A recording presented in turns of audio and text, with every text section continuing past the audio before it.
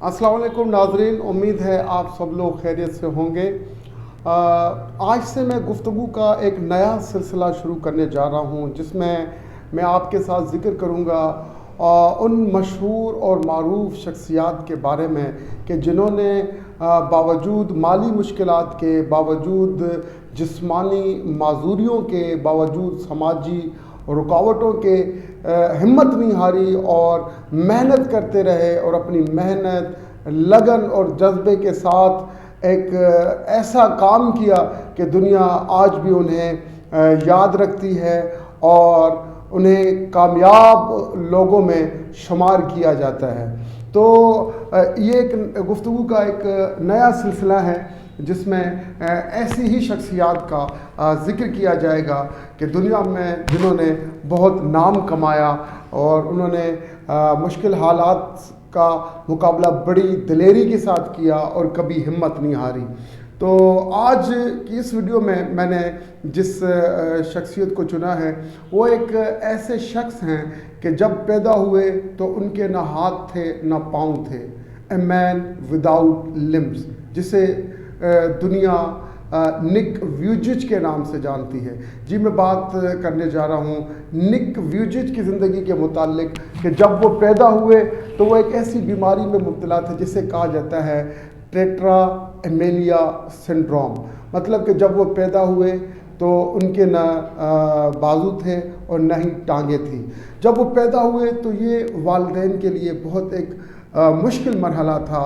उनके वालिद ने जब उन्हें देखा तो सदमे से बेहोश हो गए और वालदा ने तो कई माह तक उन्हें अपनाने से इनकार किया और वो कई माह तक उनकी वालदा ने जो है निक को अपनी गोद में भी नहीं लिया और उन्हें अपनाने से इनकार किया। मगर रफ्ता रफ्ता वालिदैन ने हिम्मत की और अपने आप को संभाला और अहद किया चाहे कुछ भी हो जाए वो अपने बच्चे की खुशी के लिए और बच्चे के रोशन मुस्तकबिल के लिए दिन रात एक कर देंगे और अपने जितने लिमिटेड रिसोर्सेज हैं उनको बरूए कार लाते हुए अपने बच्चे के लिए वो सब कुछ करने के लिए तैयार रहेंगे।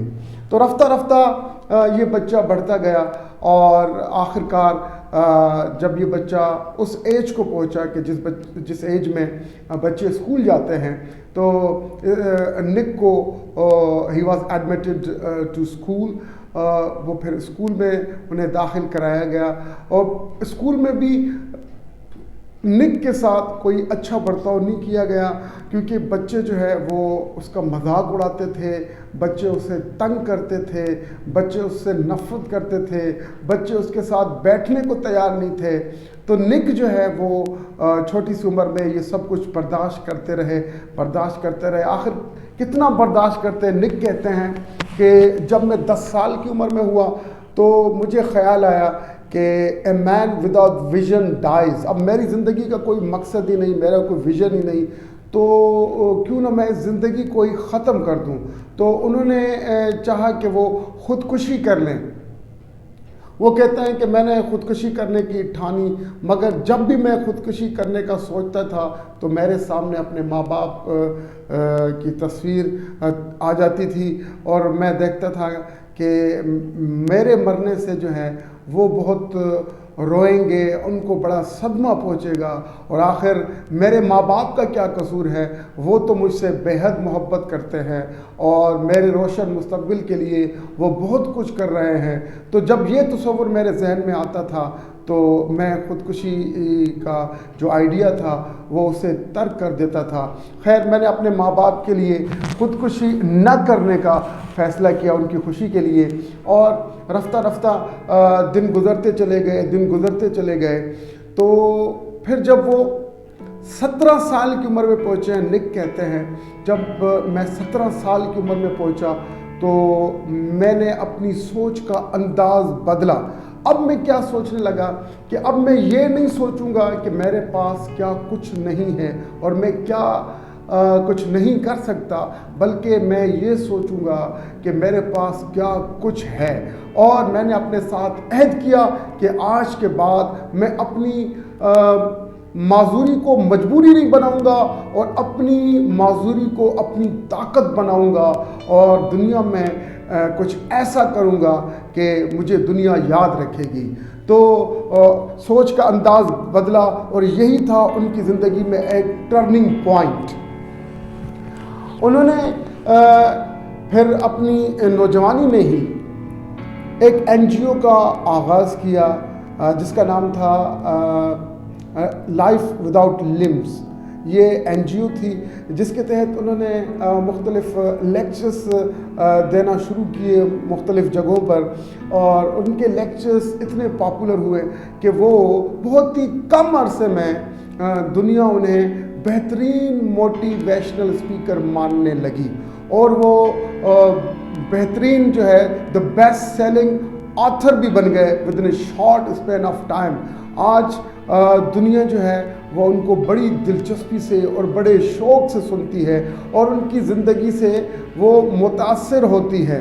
اب نک ویجوت جو ہے وہ یہ سب کچھ تو انہوں نے اچیو کر لیا، وہ ایک بڑے بہترین مصنف بن گئے، بڑے بہترین موٹیویشنل اسپیکر بن گئے، مگر اب وہ چاہتے تھے کہ ان کی بھی شادی ہو، ان کے بھی بچے ہوں۔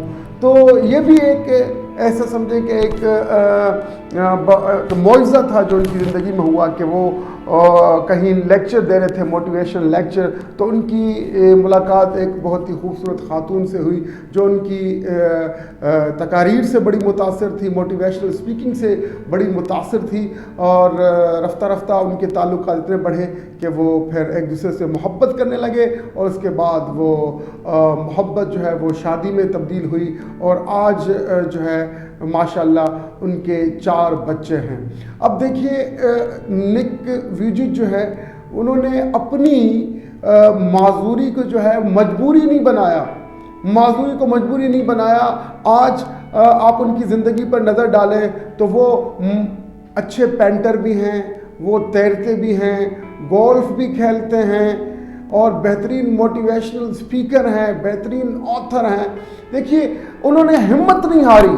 ان کی زندگی سے ہمیں کیا سبق ملتا ہے؟ چاہے کتنی ہی کڑے حالات ہوں، چاہے کتنے ہی مشکل حالات ہوں، چاہے آپ معذور ہی کیوں نہ ہوں، مگر اپنی معذوری کو مجبوری مت بنائیں اور کام کرتے رہیں شوق سے، جذبے سے، لگن سے۔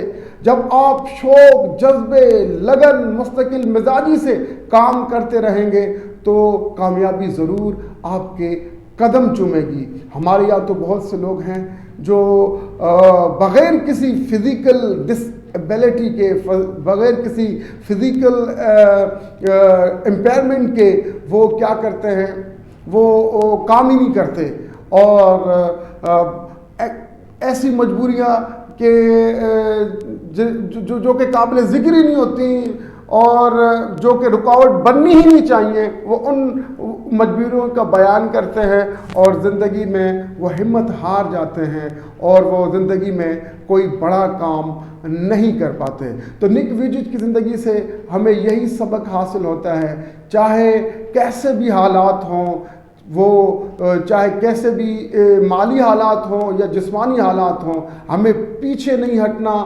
اور ہمیں ہمیشہ جو ہے وہ آگے کی طرف قدم بڑھانا ہے، اور جب ہم کام کرتے رہیں گے تو انشاءاللہ کامیابی ہمارے قدم ضرور چومے گی۔ شکریہ۔ انشاءاللہ اگلی ویڈیو میں کسی اور ایسی ہی شخصیت کا ذکر آپ کے سامنے رکھوں گا۔ امید ہے آپ ہمارا چینل بھی سبسکرائب کریں گے اور میری ویڈیوز کو پسند فرمائیں گے۔ Thank you very much.